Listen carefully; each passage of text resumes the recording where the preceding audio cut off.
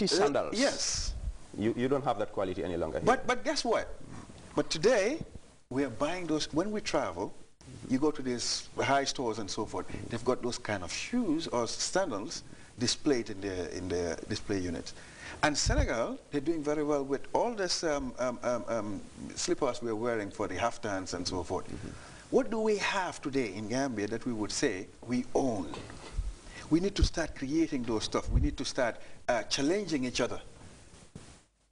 You know, we need to start pushing that energy, that energy of support, that energy of ownership, that energy of success. How can we do that? We can only do that when we start identifying the strength amongst us and celebrate our successes. That's it.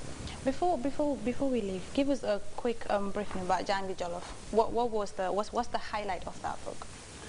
Jangi Jollof, let me just pick on what O said here about innovation and making things before I go there. Okay. I mean, education has to be relevant. Education has to be able to fill the voids that are in our society here. Yeah. I mean, he thought of innovation. There was one guy who once told me this. He said, it means in Mandinka, you went to school, you did Western education, you can't even make a pin. I mean, it may sound silly, but he made a point. Yeah. So maybe that's what motivated me to make something, and it's called books. So let me get there. Jangi Jollof, as I said, is my story of what I went through, and my friends, of course, at the university towards creating history in the Gambia as the first home-trained graduates. There I tell of my humble background, coming from a family where my father was a dock worker at the ports, then Endusaku, Malok, Saku, Sukuriyu. My mother was a cleaner at the Department of Agriculture, was also selling porridge when we were in Banjul, Perseverance 6. We moved to Lamin. And this is where our mothers beat us. They never look for excuses. She knows she has a child with a big stomach like me. She has to feel it. She doesn't give any excuses. When we moved from Banjul, she was at one point retrenched in 85 through the economic recovery program. She went to the market and started selling tomato lohari and jahatu and everything. But for us young people, the slightest, I'm a school dropout, that's it, end of life, I'm sorry, society has to pity me. No, you have to do something.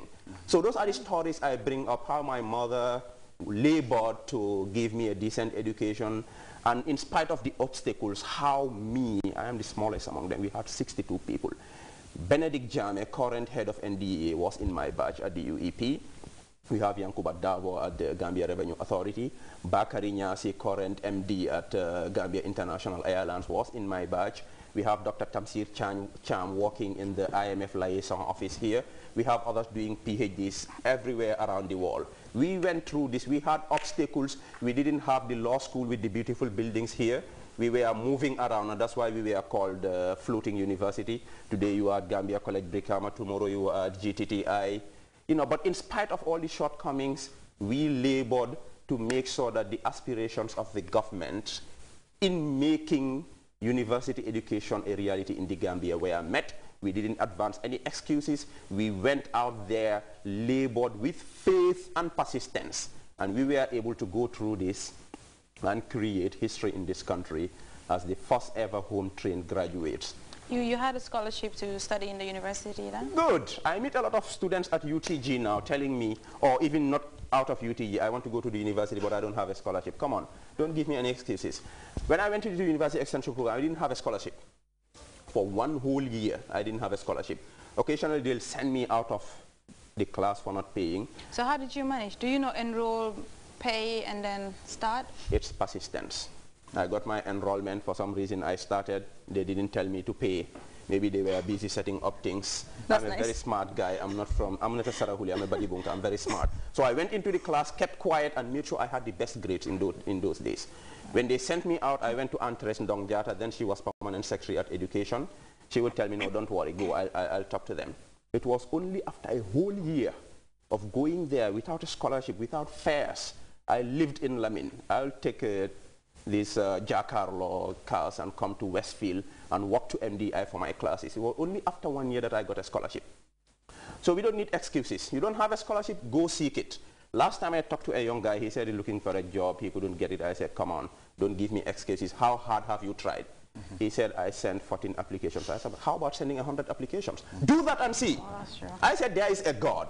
If you persist, if you have faith, whatever you do, you will be rewarded. Either this year or next year or the following year. I have never seen anything that I have put my efforts into without seeing success at the end of the day. Now I've published 5 books. When I published my first one, I printed 1,000. I still have more than 500 books unsold. I could have stopped there and given up. But I didn't complain that Gambians are bad. They didn't buy my books. O said something here. You have to go out there. You cannot sit down here, there, expect people to come to you, and if they don't come, you get negative and angry. No. You have to go out there and create partnerships. Maybe it doesn't have to be a Sarahule with $1 million. It could be Aisha who can send me on a Unique FM Good Morning show, interview me, and a benevolent host will say, come on, I'm going to support him. So you have to do something. There can never be an excuse for failure. You will have to do something till your last breath before you can give us excuses. And then you'll not have time to give excuses. Anyway, we got to try. We got to do better. I mean, we've all had that from Mamadou Sabali and Hussein Damba. It's very important. We don't just have to sit at home and then expect things to come on a silver platter. We have to do something. We have to use what we have. We have to go out and meet people, seek for these things. I mean, you know what you can do. You have the drive and the passion. Go for it. There's always just that little one, that little chance where you can just break through and succeed in whatever you're doing. But before we go, we have Aisha Keita from the University of the Gambia in the studio. Aisha, welcome to the Fatu Show. Thank you very much. How are you? I'm good. It's good to have you on the show. Thank you very much. So you're back on the show again. Think Young Woman or what? Indeed. I think this time around it's a bit different. Think Young Woman, of course, with Lenahan Society, and of course myself. Yeah. So tell us about the Marimi initiative. I've seen so many things, a lot of noise on Facebook, the nomination.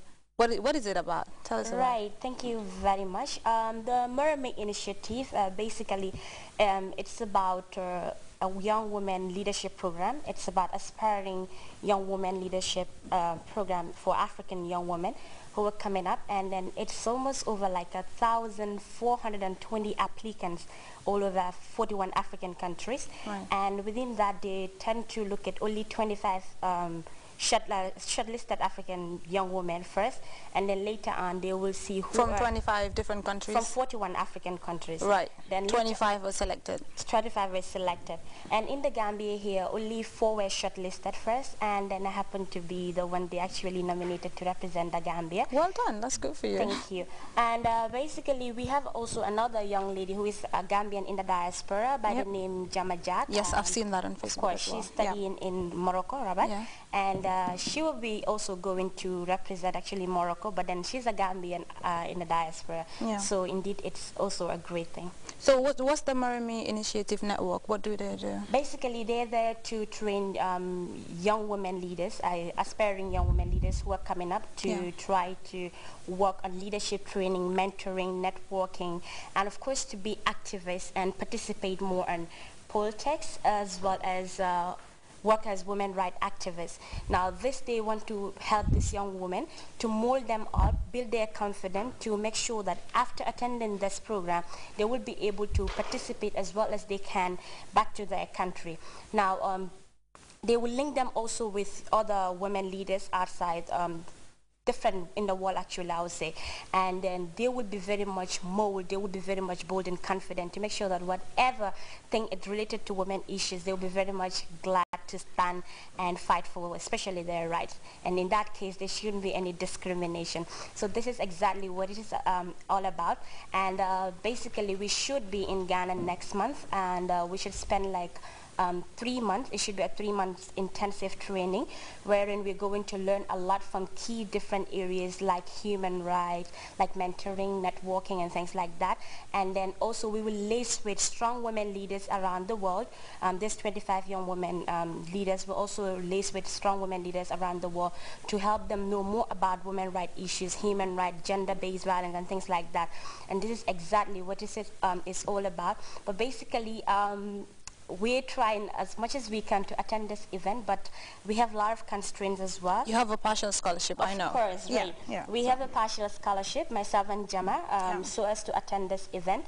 And right now we're trying to knock at all doors to private institutions, government, parastatals, and things like that. We're definitely doing that, and we still continue to do that before we get. So how much do you need from these institutions? We need like a